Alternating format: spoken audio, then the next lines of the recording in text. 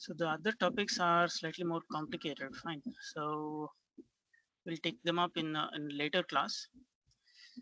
For now, let us start with something simpler because this is the first class after a long time.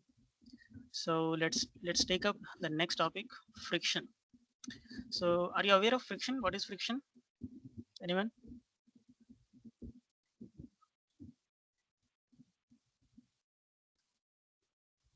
What is friction?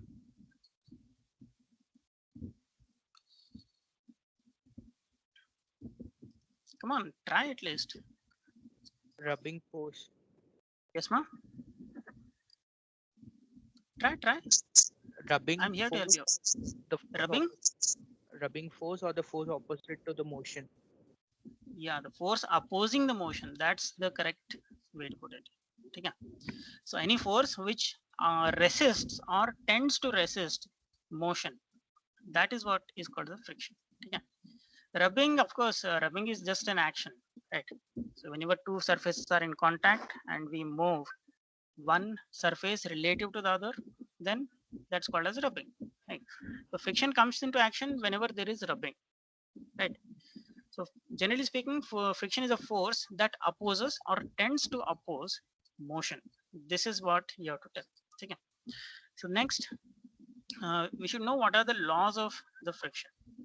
Again, when concerned with friction, there are various types of frictions again. So we have something called the dry or Coulomb friction. Fine. So this dry or Coulomb friction that results due to uneven surface. Okay. So suppose we have a surface like this. We have a surface like this, and let us say we have kept some box on top of this. Okay. So this is the box we have placed on the surface, right? So now this box will have a force acting downwards. What is this force? Self-hate. Weight. Fine. Weight is that force. So we generally write the weight as m into g. Why m into g?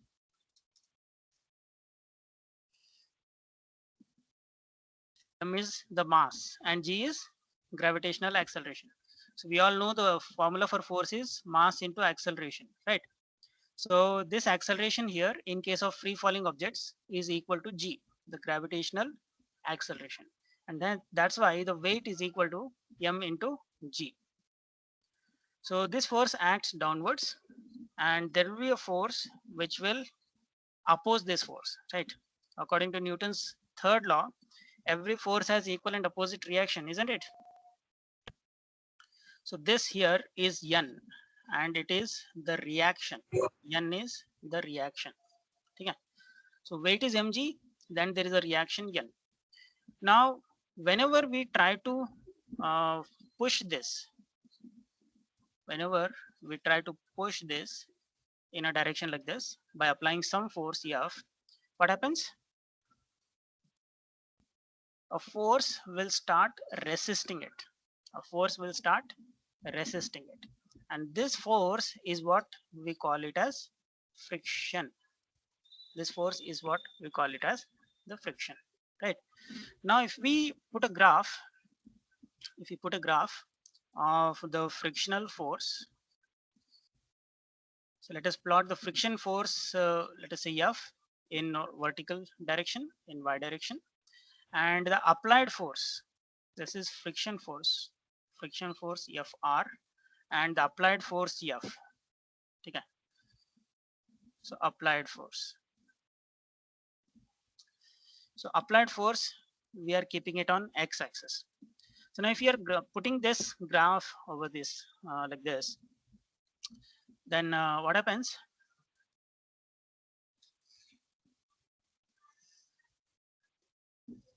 What happens? Right. So the graph will be like this. the graph will be like this. So what does this graph tell us? It varies linearly. It varies linearly. And what is this angle here? Angle has to be 45 degrees. Angle has to be 45 degrees, isn't it? So now what does it mean? What does this mean? Both are directly proportional to each other. Both are Directly proportional. directly proportional. Not just directly proportional, they're actually equal to each other. Fine. So at a particular point, let us say at this point, if we take the applied force, it is this much. This is the applied force. And this applied force, let us say F, this will be equal to the frictional force. This will be equal and opposite to the frictional force F. Okay? So this is how the friction will be. So friction force will always oppose whatever force you are applying. Whatever force you are applying, the friction force will always oppose it. And it will be exactly equal and opposite to this applied force. Fine. So that will continue to happen up to some point. Up to some point that will continue to happen. What happens after that point? What happens after that point? At that point, suddenly the friction will come down. Suddenly the friction will come down. And after that, it will almost again remain horizontal. Almost again, it will remain horizontal. So this here is the line which divides this diagram into two parts. Divides the diagram into two parts. So this part before this point, what is that called? Static friction. This is called static friction. Fine. And this part on the right side of this line, this is called dynamic friction. Dynamic friction. Fine. Now tell me, static friction, is it constant or changing? Is it constant or changing? Constant. Constant? Is it constant? Static friction, is it constant?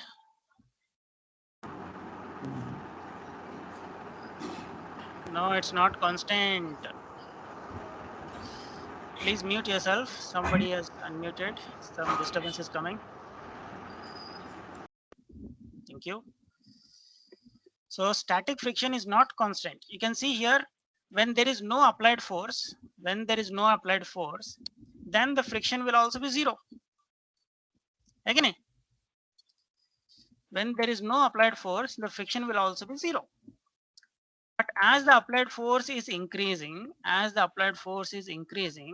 the friction is also increasing. And the friction is remaining equal and opposite to the applied force. The friction is remaining equal and opposite to the applied force. So static friction varies from 0 to a maximum force. What is that maximum force? How much is that maximum force? This is that maximum force, isn't it?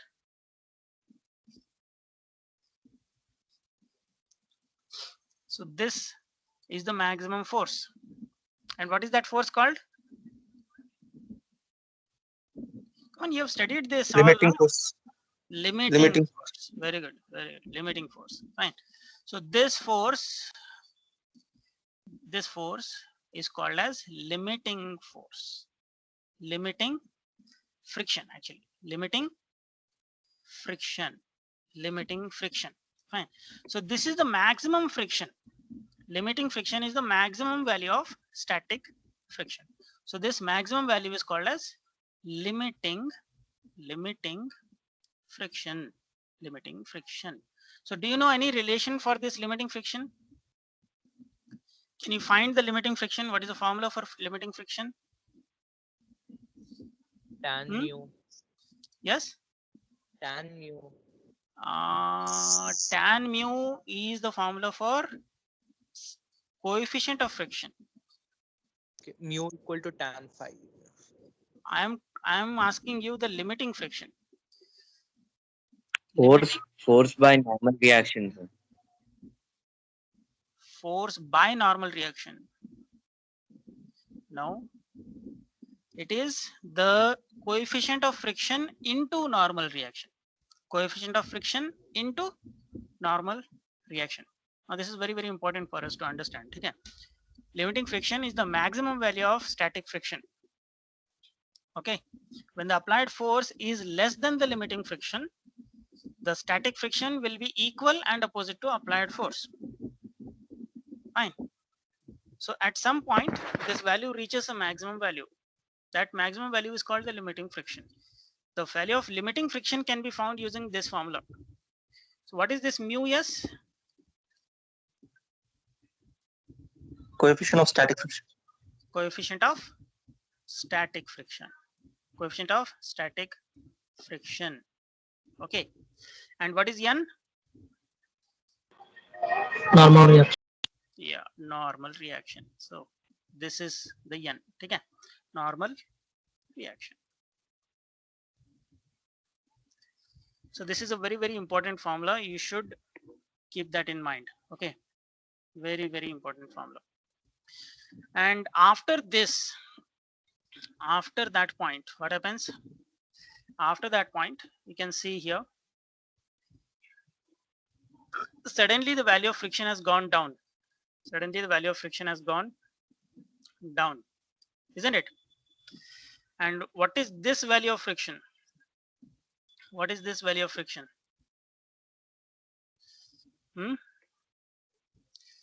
What is this friction? What is this friction? Come on.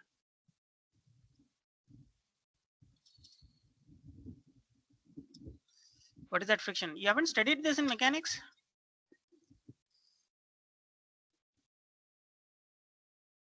It is dynamic friction. Right. It is dynamic friction. Now tell me, is the dynamic friction constant or changing? Constant. Constant.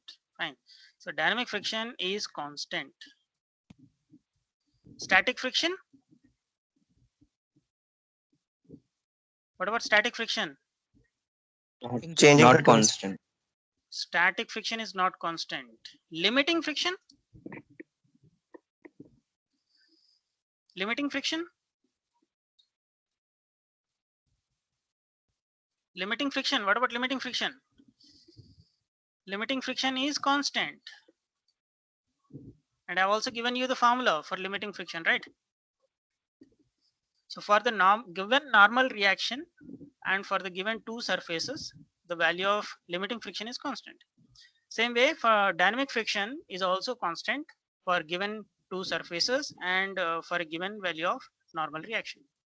So when normal reaction is known, we can find the value of dynamic friction using this formula, mu d into n. What is mu d? What is mu d? Coefficient of dynamic friction. Yeah, coefficient of dynamic friction. Fine. So this dynamic is sometimes it is also called as kinetic. Okay. So sometimes it is also written as mu k. Okay. Mu k or mu d. So both these are one and the same. It is the coefficient of dynamic friction or kinetic friction, right? So this is all you need to know about the this friction. Fine. So if you remember this diagram and all these notations, you will be able to easily tell what are all the laws of this friction, right? So now whatever we discussed now, they are all something called as dry friction. They're all part of something called as the dry friction. Fine. Dry friction. Fine. And what is dry friction? Let us take a few minutes to understand what is dry friction, how it acts. Okay. So now you have seen this over here like that. Right. Let go. Yeah, not a circle. So now,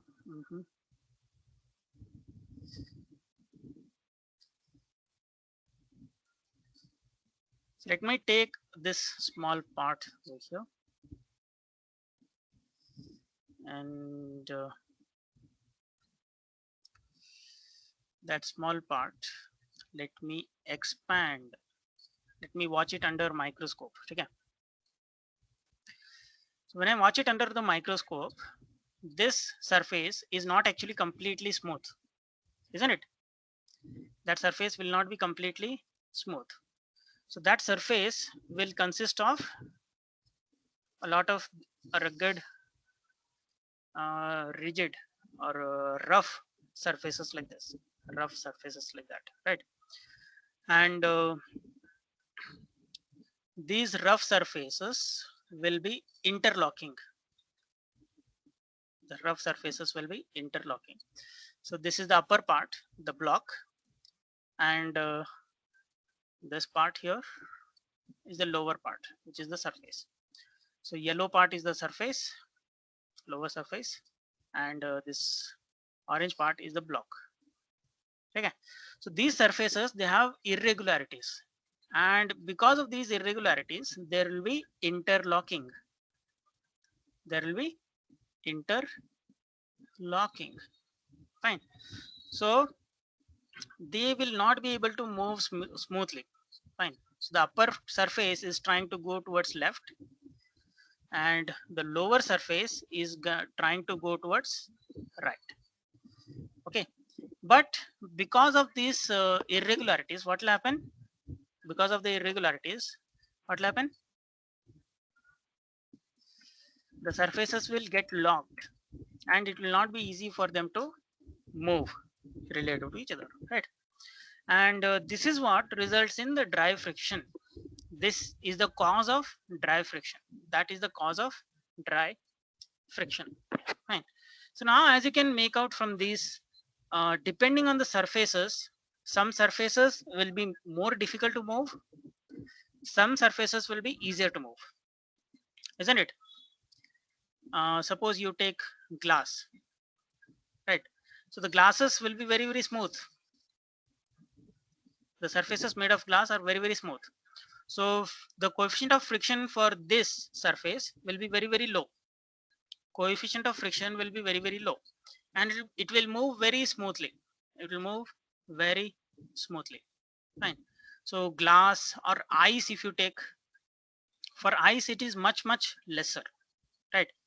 But if you take a rough surface like some kind of rocks, this black igneous, the back, or to say, let us say, that concrete rock you have, no?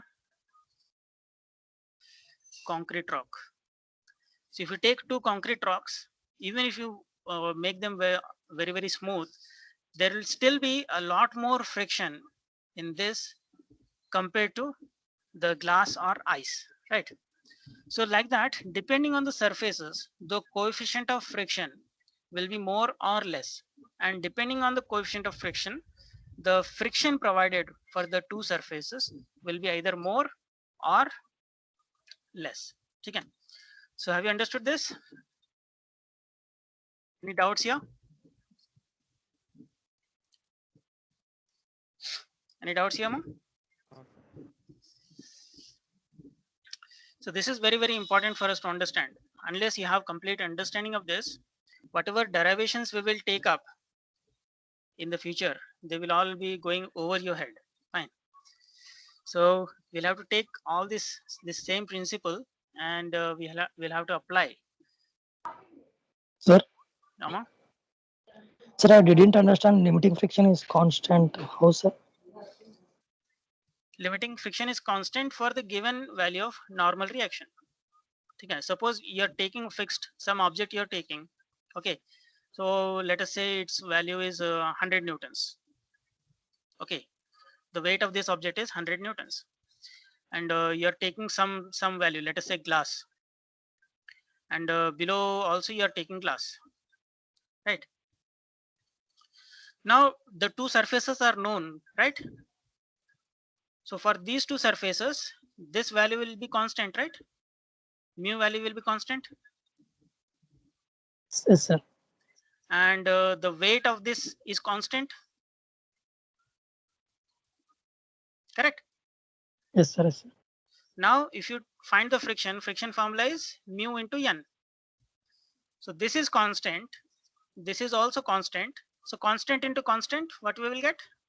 Constant, no? Yes, sir. Okay. So when this value is constant and this value is constant, only then the friction value, the limiting friction value is constant. Okay, that's what I mean when I say the limiting friction is constant. Okay. Sir, clear. Okay. So now we'll have to take these laws, whatever we have learned, and we will have to apply the same on, you see, brakes, then bearings, and clutches. Fine. So we also have to deal with dynamometers, but I don't think friction comes up in dynamometers. So these are the three applications for friction. Fine. So we'll be taking the same law that we have learned just now and using this calculus. What do I mean by calculus? We'll be using integration. You'll be using integration on the same law. Same law we will take, we will do integration to get the complete value. Fine. Because even though we are saying the limiting friction is constant here in this case, but in these things, in brakes, bearings, and clutches, the normal reaction will vary from one point to another, right? So because the normal reaction is changing, so we cannot just assume limiting friction as constant. So we'll have to use integration method to add all the limiting frictions at different places to get the total friction. Fine.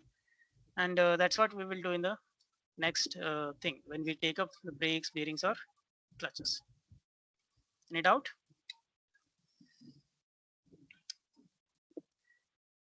Okay, so dry friction or Coulomb friction is what we studied just now. Fine. The definition is here. The dry friction or Coulomb friction, it is the friction due to interlocking of irregularities at microscopic level. Fine. So at microscopic level, the surfaces get interlocked into each other, and because of that, there is an opposing force. That opposing force is called this type of friction, dry or Coulomb friction. Fine. Now, then that again, we have studied about the static friction, which varies from 0 to the maximum value. That maximum value is called limiting friction, and we have seen the formula for that. Then there is dynamic friction, which is constant, and dynamic friction is always less than the limiting friction. Fine. Then we in the dynamic friction again we have two types of friction, that is the sliding friction and the rolling friction. Fine. So rolling friction is slightly different. What is rolling friction? When a body rolls over the surface of it. Yeah, very good. Bearings, ball bearings. So yeah, ball bearings, good, or cylindrical bearings also, right? Ball bearings or cylindrical bearings. That's what we'll have to take care of. So when there is a surface like this, and this is rolling on top of this surface, this is what will give us the rolling friction. Fine. So sliding friction and rolling friction both are types of dynamic frictions. And you can see here the applications have been given. We have the belt drives, block brakes, band brakes, clutches, right? So all these are the different examples. Bands actually come inside this, so we can have band brakes or block brakes. Please mute yourself. Some disturbance is coming from one of you. Thank you. So band brake, block brakes, these are the different types of brakes. We also have something called this disc brake, right? So all these are different types of brakes. In bearings, again, we'll come across other things. There are pivot bearings, collar bearings, and all. And in clutches also, we'll come across cone clutches, flat clutches, multi-plate clutches, and all. Fine. So we'll have to take up the same laws, same formulae, and using integration and other derivation methods, we'll have to find the formulae for relations of all these different components, the brakes, bearings, and clutches. Fine. Shall we move ahead? Any doubts here? Any other doubts?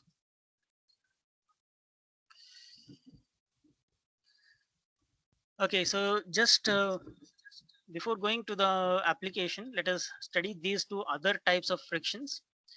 The second type of friction, which is slightly different from the previous friction, which is called dry friction, that is called as the skin friction, greasy friction, or boundary friction. Fine. So all these main names mean one and the same. So that's why I've given all these names here at the same place. The definition is the friction between the surfaces due to direct contact when the surfaces are partially wet or lubricated. Fine. So let's take up the same formula here. So the same diagram, let's take up here. Let us say this is the dry friction. Let us say this is the dry friction. Now on the same diagram, okay, let us, for the same bodies, let us put some lubricant. Let us put some lubricant. So when we put some lubricant between the two surfaces, what will happen? What will happen when we put lubricant between the two surfaces? Friction will be reduced, sir. Friction will be reduced. So now how this diagram will change? How this diagram will change? The static friction will again be the same. Static friction will be a line at 45 degrees, but the limiting friction will go down. The value of limiting friction will go down. And again, there will be sudden change in the friction, and after that it will remain the constant. Fine. So this one here is for wet friction. Fine. This one here is for the wet friction. So you have known the different the skin friction, greasy friction. Yeah, skin friction, greasy friction, or boundary friction. It's also called as the wet friction. Fine. Wet friction. So wet friction, skin friction, greasy friction, boundary friction, all these are one and the same. So what happens here is we just put a lubricant between the two surfaces. So when we put the lubricant between those two surfaces, what happens? The friction goes down, and this is how the diagram will change. Fine. So the limiting friction will reduce from this point to this point. Fine. And the dynamic friction will also be less. Right. Lastly, coming to the third type of friction called film friction or viscous friction. So this is the type of friction where the two bodies are not coming in direct contact. Fine, not coming in direct contact. So in both these frictions, the dry friction and wet friction, you can see the two bodies, the surfaces are in contact. They are getting interlocked. The only difference is because of the lubricant, the friction, it has reduced. But when we are talking about the viscous friction, let me write here, viscous friction, the two bodies will not be in contact at all. Right. So one example is this ship, right? Ship or a boat, right? So this is the water level, and this is the surface. Okay, this is one surface, and this is the boat. The boat represents the other surface. Fine. So is there direct contact between the two surfaces?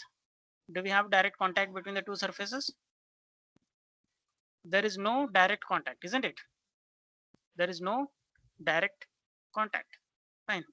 So the ship is in contact with the fluid, and the fluid is in contact with the surface. The two surfaces are not in direct contact, and this kind of friction is called as the viscous friction. And the laws of viscous friction are almost opposite to that of the dry friction. The laws of viscous friction are almost opposite to that of the dry friction. Fine. So this is to be kept in mind. So we don't have to go into details about that because that is not a part of the syllabus. We have to focus mainly on dry friction and wet friction.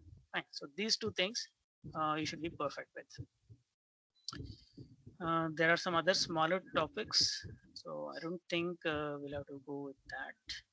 So laws of friction, this is what we'll have to study in detail. Okay, ready? So in 1781, Coulomb, and in 1831, Morin.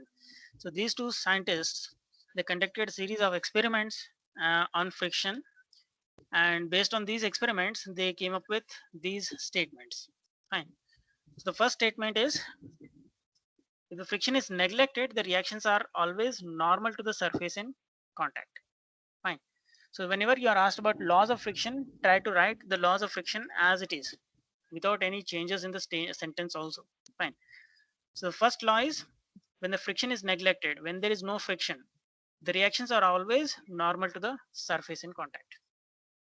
Okay. So what he's talking about here is about this interlocking of surfaces. Fine, interlocking of the surfaces.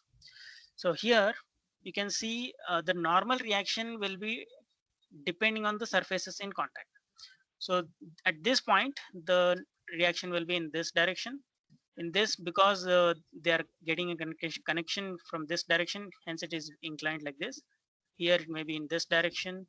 Here it may be in this direction. So because of this interlocking, wherever there is contact between the two surfaces, depending on that, the normal reaction will be different. And when we add all these reactions, we will get a net reaction.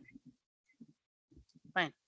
This is the sum of all reactions. The sum of all reactions, this will be vertical. Fine.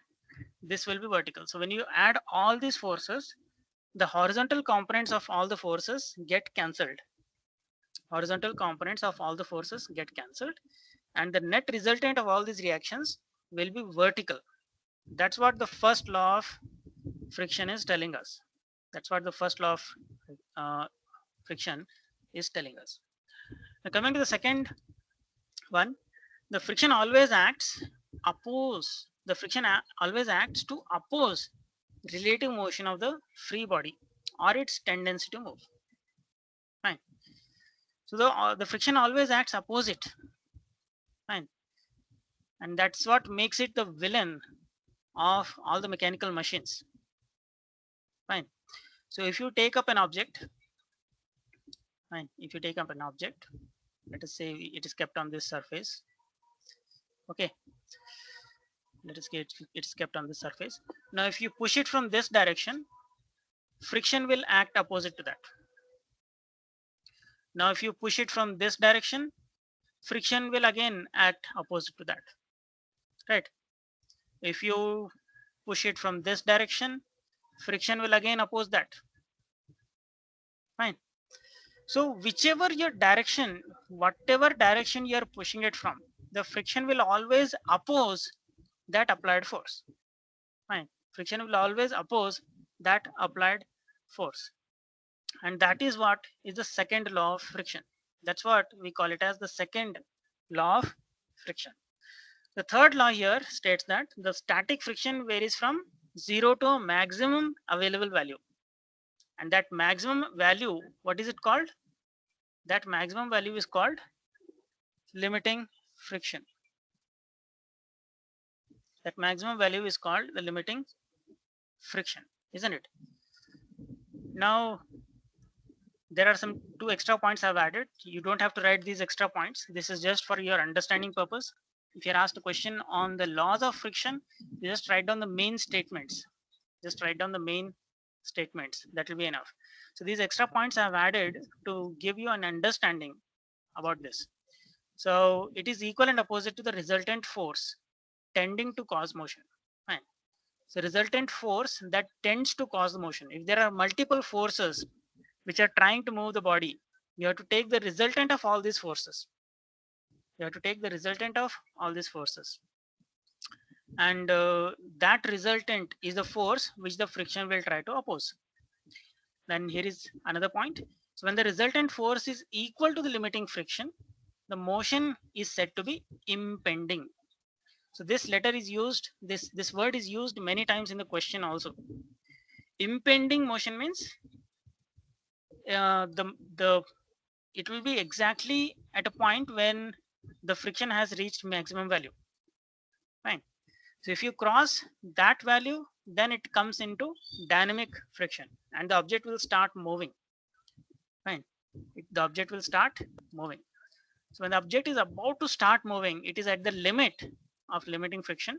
And if you cross that, even if 1 Newton you're crossing in that direction, the object will start moving. And that point when the body is about to start moving, that is called as impending position or impending motion. The fourth point, limiting friction is equal to mu s into n. And I've already told you mu s is the static coefficient of friction and n is the normal reaction. And there are some additional points here, you can just go through it. N is the normal reaction, of course. And then fifth point, for a moving body, friction is constant and is equal to this value, mu k. So mu k or mu d. So mu k is kinetic friction, mu d, d because dynamic, k because kinetic. So we can use both the notations and both of them mean one and the same. Fine. So mu k is coefficient of kinetic friction, n is the normal reaction, friction of the moving body is less than the limiting friction. Fine. So the dynamic friction is always less than the limiting friction. Here it should be dynamic friction. Dynamic friction of the moving body is always less than the limiting friction. This is to be kept in mind. And also the kinetic coefficient of friction is always less than the coefficient of static friction. This is also to be kept in mind. So these all points are derived from this statement. So we just have to write this statement. That should be enough. Last point, last but one point, the angle between the total reaction and normal reaction when the friction is equal to limiting friction is called angle of friction. Fine.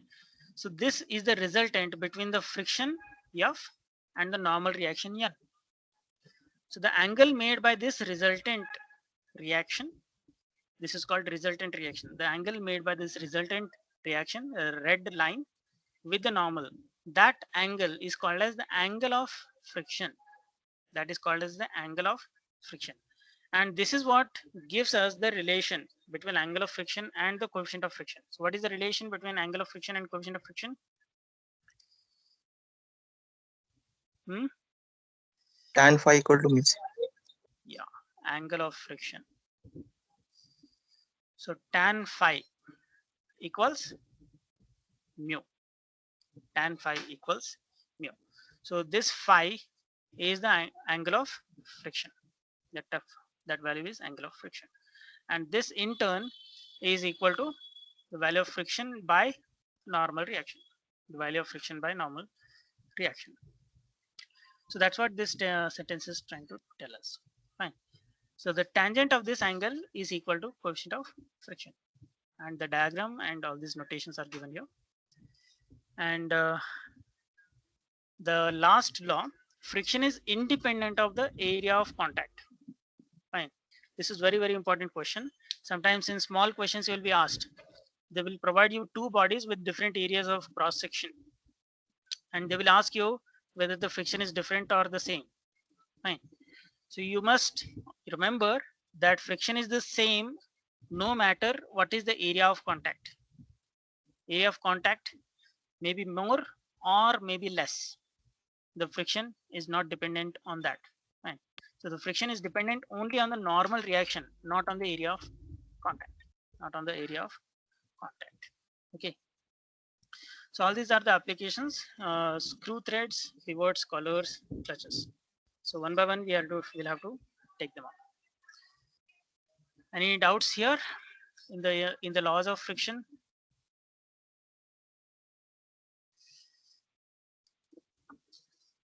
Any doubts with the laws of friction? No, sir.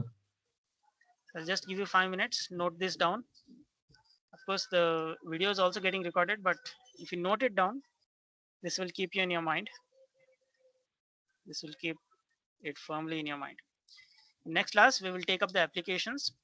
One by one, we'll have to take the friction in screw threads, then friction in pivots, friction in collars, friction in clutches, all these things. Okay. So note on this laws of friction. Okay, sir.